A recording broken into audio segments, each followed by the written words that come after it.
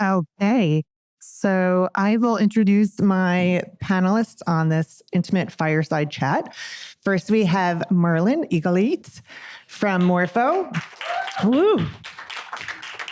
Next, we have Matthew Fisher from Katana. Welcome, guys.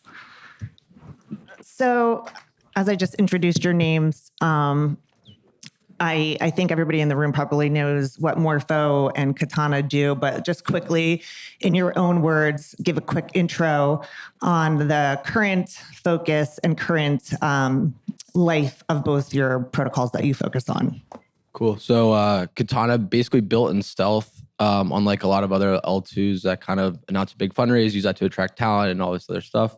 It was incubated by Polygon and GSR, went live July 1st. Morpho is one of our core partners. Since then, we've kind of grown to I think 600 million in deposits. I think it's at 500 million of TVL at this point. Still in the early phase, but Katana is a DeFi focused, purpose-built layer 2 on top of Ethereum. Right. So Morpho, I'll be quick. We're building a universal lending network where anyone can build earn, borrow, creation product on top. Awesome. So for our talk, I wanted to focus under the umbrella of credit as infrastructure. So thinking back in 2018, kind of when the initial DeFi economy was barely starting, most of the focus was on single pooled products, right? And then credit became a product, using credit to create stable coins, to borrow and lend. And that kind of became the kind of identity of what credit was known for. I think interestingly now we're at this point where credit is not just a product, it's an infrastructure. And with that, I'd like to talk a little bit about how Morpho and Katana are approaching credit as not just a product, but more of an infrastructure. So to kind of kick it off, Merlin, what does credit as infrastructure mean to you? Right. So I think we can remind what was going on. I think Compound pioneered the lending pool model where it was a huge improvement at the time because you could deposit instantly and withdraw instantly, funds earn yield on top of that. It was a major step improvement in terms of user experience for lending and borrowing in the space. And it ran well. You had the DAO that was deciding on what to put, what to list into the pool. So users would just deposit and forget about that. And it went insanely well at that time. But just us, Morpho, we built on top of that to fix some inefficiencies. And we realized that there were some issues of that model because it was a one-size-fits-all model. So basically, if you were not fine with a new asset, you could not decide to exit because there was no option B. That's one thing. So you could not select your risk exposure. It was kind of siloed. If you want to expand to reward asset or you need to enforce compliance, etc., you could not, or you had to create a completely new protocol, which was what Compound tried. You had Aave Horizon that relaunch again. And facing that, we say this thing won't scale to the millions of assets that are going to be tokenized. This won't scale to the many different risk profile that we can target because it's a continuum.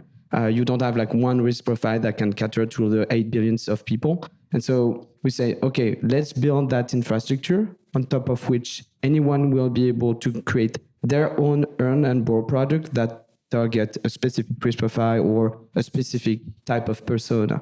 And that will allow the whole space to scale because then you can cater to many different needs. Yeah, so essentially filling the gaps of what V1 of DeFi lending, borrowing looked like, bringing in different infrastructure and capabilities that more intimately allow users to make decisions, use assets differently, and kind of define parameters. Matt, you guys launched not that long ago, in the land of many rollups. What was the thinking behind this rollup infrastructure that's catering primarily to credit infrastructure? Yeah, I guess just to briefly touch on his point, we met with all the top lending protocols and we were deciding which, lending protocol to enshrine on Katana. We felt Morpho had the simplest code base and was most flexible, really as this infrastructure layer on lending while also unifying liquidity underneath. This is very great for other people that want to build applications and productize it on top of it. So just kind of kicking off there. Taking that step further on the Morpho side, what Katana does that's different than other layer twos, and I wouldn't recommend this for the general purpose chains, but for people that are only kind of focused on DeFi, is it takes the USDC, USDT, ETH, and Bitcoin that's bridged from Ethereum mainnet to Katana and actually lends it out on Morpho's Ethereum instance. All of that yield then goes to the chain, and then all of that yield is redirected into Morpho on the layer two. So what you actually happen is if you're a lender, and you're coming and you're supplying on the L2, you get the L2 supply rate the same way you would get it on Arbitrum, on Base, and other Morpho deployments. And then you'd also get a portion of the yield that's generated on the L1, which we call Vault Bridge. So if you haven't taken a look, would definitely recommend it. We've had other chains kind of reach out, and I think this is a step forward in delivering really great risk-adjusted yield in DeFi. If Morpho didn't exist, do you think Katana would be able to kind of achieve this execution? Yeah, I mean, I think there are other lending protocols that are flexible as well. But to be fair, I think a lot of them were borrowing a lot of the concepts that Morpho created. So in some ways, I would say other Morpho competitors, we could reuse them today, but maybe they weren't here if Morpho wasn't here at this point in time. So I don't know if that's a fair answer, but that's what I would say. Yeah. No, that's a fair answer. I think, I think Morpho obviously is kind of a huge engine behind making this possible. So thinking about the role of participants, kind of working within, again, what we keep referring to as this credit infrastructure that exists in Morpho and it exists in Katana. How do you see risk curators, playing a role here? And Merlin, maybe you want to kick that off. I'm seeing some risk curator in the room. I see Seb. So yeah. I think there might be the most important partner of Morpho. So what Morpho is doing is basically externalizing the risk curation to curators. So you don't have a DAO that decides of everything that is happening at the protocol level, because we think that a centralized entity cannot do the risk management for, as I say, for the 8 billions of users, because all will have different needs. There will be niche sectors. There will be some expertise that maybe this DAO cannot deal with. And curators will bring their expertise, their connection, their distribution, and use that and try to differentiate themselves or expand their and grow on their vault. What it creates also, it's a new business lines for in the DeFi space, because now what you can do is you can create a yield product and try to close fintech, centralized exchange with that, which was much more complicated to build before. And obviously they're doing the risk curation, so there's some sort of a responsibility of having monitoring, alerting in place. So it's a very important role at Morpho. They need to understand how a vault works, what are the edge cases, how to assess risk of assets, what oracle to select, etc. So there's a lot of things going on when running a vault. Yeah, and then for us, personally, we don't care at all about people bringing over their assets and holding them in their wallet. We care about TVL that's actually productive and used in DeFi. And so we have a lot of inbounds from asset issuers every week. The core question that we want to figure out is like, are curators going to accept this asset as collateral on Morpho?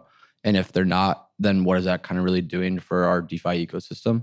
Because you can't really borrow against an asset. Again, like how is that really generating activity on the chain? How is that generating swap volume on the AMM and all these other kind of like questions? And so, I think curators, it's just an interesting time that we're kind of in. There's a convergence on the vault infrastructure versus like the curation model, this vault strategist, and there's all the different market participants. And I think like what's important today is like giving retail users and institutional LPs like optionality. So I don't think that it's not that Stream should have never existed. It's just that people should know what kind of risk they're getting into. And I think in a few years, as time goes on, more curators will have more experience and historical performance to point to, and then it'll make it easier and easier for people to kind of make their selection that's best for them. Mm-hmm.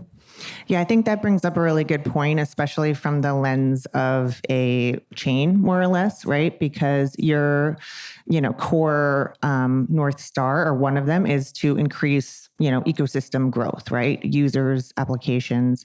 And as you mentioned, well, both of you mentioned, risk curators play this really critical role in kind of managing the types of assets and qualifying them and allowing hopefully the correct ones flow through these markets. But with that, what would you say is kind of the balance between a risk curator being a gatekeeper versus an enabler? Yeah, I mean, at Katana, I think early on, especially for like all these other chains, and as the Morpho instance on other chains get more mature, I think it's a little bit different with Aave, because kind of when you deploy it originally, it's easier for it to grow faster because of the peer-to-pool model, where it takes like Morpho type of instances a little bit longer to mature. And so in that kind of growth phase, you want to see, honestly, some assets that are driving high yields to the vault to attract depositors. But also like what just happened in the past 2 weeks, we've seen a lot of LPs kind of come back to us and like really looking for the low risk yield. And so I think it's kind of like, that's like one kind of thing to think through. And it's also, I guess the other thing that just popped in my head, it's interesting that different parts of the world, in our experience, curators have different reputations and all these other things. So like what the US might rank their best favorite curators is actually like a lot different than what Asia did. So it's kind of interesting from that angle as well. Yeah, I would say that because you can create any vault, one curator could like create many different type of vault. One that could be super low risk and that would be integrated into fintech, centralized exchange, etc. And some like high risk, high rewards, more degen stuff that will like be more where wealth and retail users in the DeFi space could be more inclined to deposit to. So I don't think there's you say gatekeeper versus enabler. I don't think there's like a clash or something like that. It's more you can be on all fronts. It really depends on who as a curator, what do you think you'll face the most growth, where you think that you'll monetize things, and also what is your expertise, and then after you can have like a broad range of different vaults for the same asset, but with different risk profiles. Mm-hmm. What do you think, this is a question for both of you, what do you think the kind of future of credit is determined more by? Would that be identity, cash flows, maybe if you're a business borrowing against your own cash flows, or continuing with collateral, or maybe a combination of all three? So the future of credit, right? So looking at what we consider, credit now and how we think about lending and borrowing against it. How do you think it changes, over the next couple of years? Like what kind of attributes are informing creditworthiness? And those being, again, so identity, personal identity, or known identity, the ability to borrow against cash flows of your business, or other types of collateral.